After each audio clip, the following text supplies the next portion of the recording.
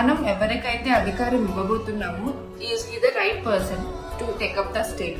అంటే ఇప్పుడు మనకు ఒక పాస్పోర్ట్ మనం అప్లై చేస్తే మనకి పాస్పోర్ట్ రావాలన్నా, లేకపోతే మనం ఒక జాబ్కి అప్లై చేస్తే ఆ జాబ్లో కానీ మనకి ఎంత బ్యాక్గ్రౌండ్ వెరిఫికేషన్ చేస్తారు చెప్పండి. మన మీద ఏమైనా పోలీస్ కేసులు ఉన్నాయా, లేకపోతే ఏదైనా ఇష్యూస్ ఉన్నాయా, ఎక్కడైనా ఎఫ్ఐఆర్ ఫైల్ అయిందా, 1, 2, 3 అనే విషయాలు కాదు.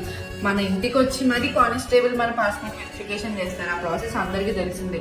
ఆఫ్టర్ ఆల్ పాస్పోర్ట్కి జాబ్కి వాళ్ళంతా వెరిఫికేషన్ చేస్తే మన రాష్ట్రాన్ని తీసుకుని ఒక పర్సన్ చేతిలో పెడుతున్నామంటే ఆ పర్సన్ గురించి మనం ఎంత ఆలోచించాలి, లైక్ ఆ పర్సన్ గురించి మనం ఎంత ఎంక్వైరీ చేయాలి, లైక్ ఆ పర్సన్ ఫిట్టా, మనకి వాళ్ళు రావడం వల్ల మనకి యూజ్ ఏంటి, నీకు పర్సనల్గా నీకు అండ్ నీ స్టేట్కి వాళ్ళ వల్ల ఉపయోగం ఏమొచ్చింది, లాభాలు ఏంటి, నష్టాలు ఏంటి అని మనం అనలైజ్ చేసుకోవాలి.